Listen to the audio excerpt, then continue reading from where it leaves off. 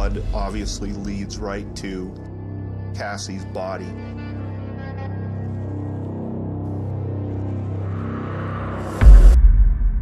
There should be no law against killing people. I know it's a wrong thing, but hell, you restrict somebody from it, they're gonna want it more. On September 22nd, 2006, 16-year-old Cassie Jo Stoddart was house-sitting for her aunt and uncle in Pocatello, Idaho. She thought it would be a quiet night, just her, the house, and maybe a little company. Her boyfriend, Matt Beckham, arrived around 5:30 p.m., and later their friends Tori Adamczyk and Brian Draper showed up to watch Kill Bill. It all seemed like a normal evening, but what Cassie didn't know was that Brian and Tori had something far more sinister planned. Before leaving the house, Brian secretly unlocked the basement door, setting the stage for what they had been plotting for weeks. These two weren't just horror movie fans. They were obsessed with real-life murder, and they had already decided Cassie would be their first victim. Tori Adamczyk and Brian Draper weren't just your average high school friends. They had a dark bond built on a shared love for horror films and a disturbing fascination with violence. They idolized the Columbine shooters, even dressing in dark clothing and posting disturbing messages online. But they didn't just talk about murder. They wanted to become murderers. They filmed themselves discussing their plans, recording chilling conversations where they convinced themselves that killing wasn't wrong, just something society unfairly outlawed. There should be no law against killing people. It's natural selection. They rambled about religion, morality, and why they believed they were somehow above the rules of society. But their words weren't profound. They were the delusions of two teenagers trying to justify something horrific. In their own grainy video recordings, Tori and Brian talked like they had some grand understanding of life. But in reality, they were just two confused kids grasping at nonsense. Tori tried to argue that killing was only wrong because it was illegal, but even he couldn't fully explain his own logic. At the end of the day, their motivations weren't deep or philosophical. There was no tragic backstory, no great revelation. They just wanted to kill. And tragically, Cassie Jo Stoddart was the one who paid the price. Tori Adamczyk and Brian Draper weren't just obsessed with horror movies. They wanted to live one. Their biggest inspiration? Scream. But instead of just watching, they planned to act it out in real life. Their targets? Their own friends. In disturbing video recordings, they talked about their plan like it was some kind of twisted game. We found our victim, and as sad as it may be, she's our friend. But you know what? We all have to make sacrifices. Their first target was Cassie Jo Stoddart. They knew she'd be house-sitting alone, out in a dark, isolated home. To them, it was the perfect setup. We're gonna kill her and her friends and then just keep moving on, one by one. Hell yeah. But they didn't stop there. They fantasized about going down in history, comparing themselves to infamous serial killers. Ted Bundy, the Hillside Stranglers, the Zodiac Killer. Except they believed they'd be even worse. Murder is power. Murder is freedom. There should be no law against killing people. I know it's a wrong thing, but hell, you restrict somebody from it, they're gonna want it more. The chilling footage was filmed on September 21st, 2006, just one day before they put their plan into motion. That night, they drove around, hoping to start their killing spree. But things didn't go as planned. Still, that didn't stop them. They were determined to turn their horror movie fantasy into reality. And the next night, Cassie Jo Stoddart would become their victim. Cassie Jo Stoddart was just 16 years old, living a normal life in Pocatello, Idaho. She was a junior at Pocatello High School, where she met her boyfriend, Matt Beckham, and his friends Brian Draper and Tori Adamczyk. Brian and Tori were more than just movie buffs. They were obsessed with horror films, especially Scream. But for them, simply watching wasn't enough. They wanted to bring the movie to life, and in their minds, the only way to do that was to start killing people. At first, it was just an idea, a dark fantasy they fed into each other. But it didn't take long for that fantasy to turn into something real.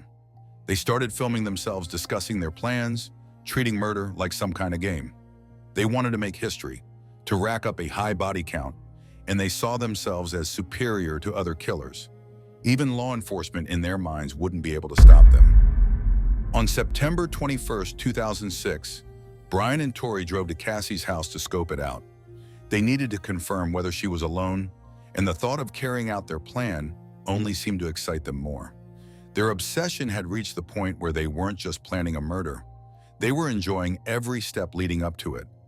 Cassie was house-sitting for her aunt and uncle that weekend, completely unaware that she had become the target of two people she had once considered friends. She was exactly where they wanted her, alone, isolated, and defenseless. They later admitted that if her boyfriend Matt had been there, they would have killed him too. For Brian and Tori, this wasn't just about killing. It was about control, power, and the sick thrill of turning their twisted horror fantasy into reality. But we have to make sacrifices, so I feel we need to break away from normal life. I feel tonight it is the night, and I feel like I want to kill somebody. On September 22nd, 2006, Brian Draper walked around school with his video camera, casually filming himself and Tori Adamczyk as they talked about their plan. Cassie was their chosen victim, and they were eager to carry it out. That evening, Cassie was house-sitting for her aunt and uncle in Whispering Cliffs, a quiet area in Bannock County. Her boyfriend Matt came over to keep her company, and not long after, Brian and Tori showed up as well. Cassie gave them a tour of the house, unaware that Brian had quietly unlocked the basement door, giving them a way back in later. The group watched Kill Bill, Volume 2 together, but Brian and Tori soon claimed they were bored and wanted to catch a movie at the theater instead. In reality, they had no plans to watch a movie. Instead, they left to change into dark clothes, gloves, and eerie white masks painted with fake blood. With their disguises in place, they returned to the house, slipping in through the basement door. Their first move was to cut the power, hoping Cassie and Matt would be scared enough to come downstairs. But when that didn't happen, they turned the electricity back on. Meanwhile, upstairs, Cassie's unease was growing. The power flickering on and off was unsettling enough.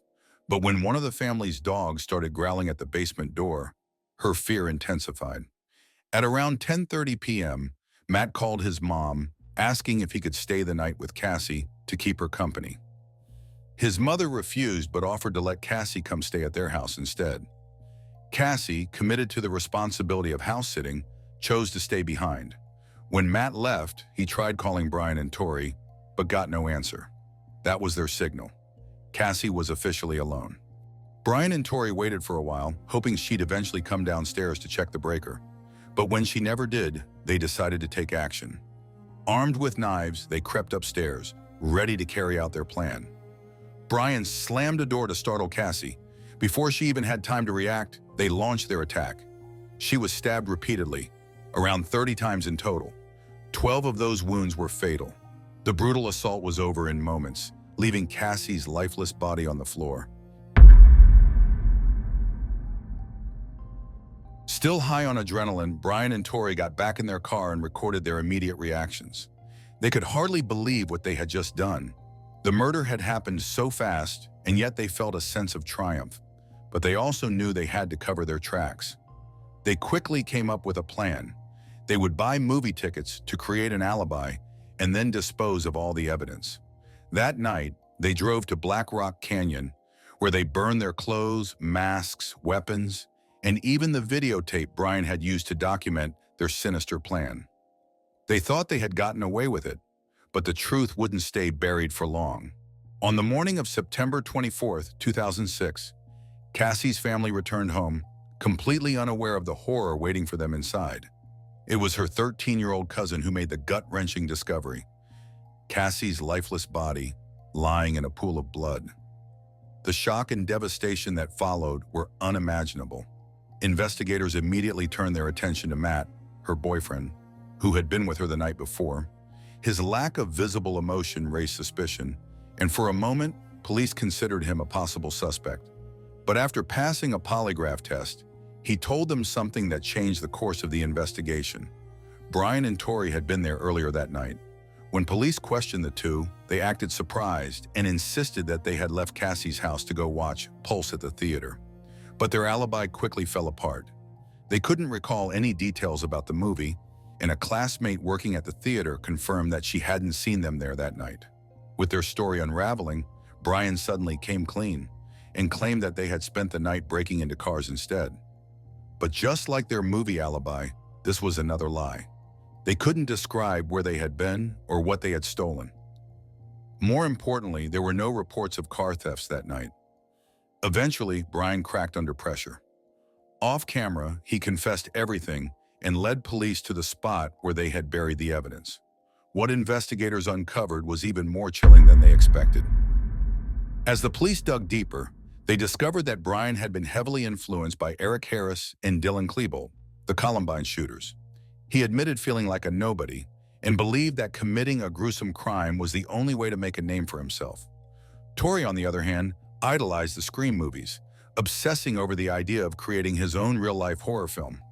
Their sick fantasy had turned into a brutal reality, and now there was no escaping the consequences. Brian and Torrey were tried separately, both facing charges of first-degree murder and conspiracy to commit murder. The strongest piece of evidence against them was their own video recordings, their chilling confessions, their excitement, and their detailed planning of Cassie's murder. In court, their defense teams turned on each other, each trying to shift the blame. Brian pointed the finger at Torrey, while Torrey claimed Brian was the mastermind. But neither could escape justice. In April 2007, Brian was convicted of both charges. 2 months later, Torrey faced the same fate. Both were sentenced to life in prison without the possibility of parole, plus an additional 30 years for conspiracy. They were only 17 years old. Over the years, they have tried to appeal their sentences, but every attempt has been denied. To this day, both remain behind bars at the Idaho State Correctional Institution. The tragedy didn't end with Cassie's murder. It rippled through her family, leaving lasting scars. Her aunt and uncle, Frank and Allison Contreras, had only moved into their house a year before. What was once their dream home had turned into a nightmare they couldn't escape. Allison struggled with severe depression and lost her job. Cassie's cousin, who had found her body, suffered a mental breakdown and later attempted suicide. Frank turned to alcohol to cope with the unbearable grief. Every year since Cassie's death, the family has tried to sell the house, but no one wants it, not even at a fraction of what they owe. Cassie's story is a heartbreaking reminder of how quickly life can be stolen away. She wasn't just the victim of a brutal crime.